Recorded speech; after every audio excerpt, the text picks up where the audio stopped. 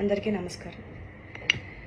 నా మీద fraud case fake allegation పెట్టిన జనపాల ప్రసాద్ బాబుకి, మోనికా దివ్యకి ఒకటి స్ట్రైట్ క్వశ్చన్ అడుగుదాం అనుకుంటున్నాను.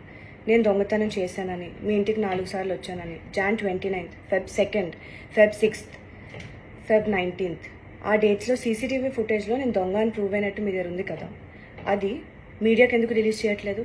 నా ఫింగర్ ప్రింట్స్ కానీ, నేను దొంగతనం చేశాను మీ ఇంటి నుంచి కంగారుగా వెళ్ళిపోయాను లాస్ట్ డే అని చెప్పారు కదా, ఆ కంగారుగా వెళ్ళిపోయినవి ఆ సీసీటీవీ ఫుటేజ్ మీకు దమ్ము ఉంటే మీడియాకి రిలీజ్ చేయండి. మీరు 4 సార్లు కింద వరకు సెండ్ ఆఫ్ ఇవ్వడానికి రాలేదు. మోనిక, నేను డైరెక్ట్గా నీకు క్వశ్చన్ అడుగుతాను. ఏదైతే కన్వర్జేషన్ అయిందో మన ఇద్దరి మధ్యనే అయింది, అందుకు నిన్ను అడుగుతున్నాను. మీ డాడీ వెనకతలు దాక్కొని నాటకాలు ఆడద్దు. నువ్వు వాళ్ళకి నిజం చెప్పావో చెప్పలేదో, మొత్తం ఫ్యామిలీ అంతా కలిసి డ్రామా ఆడుతున్నారో నాకు తెలీదు. నా మీద ఎలిగేషన్ పెట్టారు. నేను కోర్టులోనో లీగలియో బ్యాటిల్ చేసి ఏదో ఒకటి చేసి నేను నిర్దోషాన్ని ప్రూవ్ చేసుకుంటాను. చచ్చినంత వరకు, చచ్చిపోయినా సరే ఎలాగో ఒకలా ప్రూవ్ చేసుకుంటాను.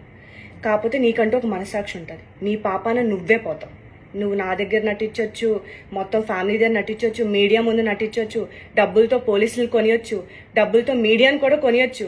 కాకపోతే నన్ను జైల్లో పంపించడానికి ఇంత ట్రై చేశారు, కానీ నేను బయటికి వచ్చాను కదా. అసలు జైలుకి పంపించగలేరా? నన్ను ఏమైనా పేగలిగారా?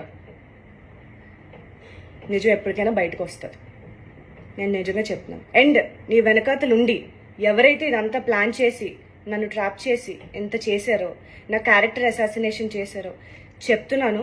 ఎవరెవరు చేశారో నాకు మొత్తం తెలుసు. ఎవరిని వదలను.